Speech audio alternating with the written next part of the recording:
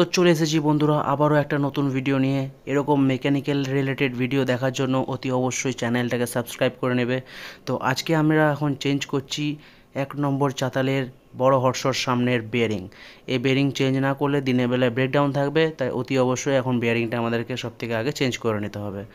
তো অমরদা এখন উপরে দা প্লেটের বোল্টগুলো কেটে নিচ্ছে, তারপরে চেনগুলোকে খুলে নেব। তো বন্ধুরা চেন খোলা হয়ে গেছে, এখন চেঞ্জ পকেটটাকে ফেরে চেঞ্জ পকেটটাকে বাইরে বের করে নিতে হবে।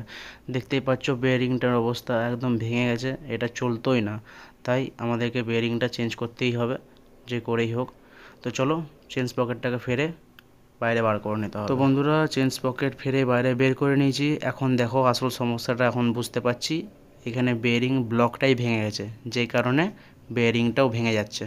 তো নতুন ব্লকও নাই যে ব্লক লাগাবো, এখন কোথার থেকে যে করে হোক একটা ব্লক ম্যানেজ করে লাগাতেই হবে। তো যাই হোক অনেক খোঁজাখুঁজির পর একটা ব্লক পেয়েছি, এই ব্লকটাই লাগাবো, তাই বোল্টগুলোকে খুলে নিলাম। গিয়ে এবারে দেখি এখন ব্লকটা সেটিং ঠিকঠাক হয় কি না। তো যাই হোক বেয়ারিং লাগানো হয়ে গেছে, আর বেয়ারিংটা ব্লকে ভালো মতন সেটও হয়ে গেছে। এখন ব্লকের ঢাকনাটা লাগিয়ে চেঞ্জ পকেট লাগিয়ে দেবো, আর চেন জুড়ে দিলেই আমাদের এখানে বেয়ারিং চেঞ্জ করার কাজ শেষ। সো অমরদা এখন গ্রিস আনতে গেছে, ওই দেখো পিছন দিক থেকে আসছে গ্রিস নিয়ে। গ্রিসটা লাগিয়ে ব্লকের ঢাকনা লাগিয়ে দেবো, তারপর চেঞ্জ পকেট লাগিয়ে দিলেই আমাদের কাজ কমপ্লিট। আমাদের চেঞ্জ পকেট লাগানো হয়ে গেছে আর চেন লাগানো হয়ে গেছে, সমস্ত বোল্ট টাইট করে ওয়েল্ডিংও করে দিয়েছি, মানে এখানে পুরো কাজ কমপ্লিট।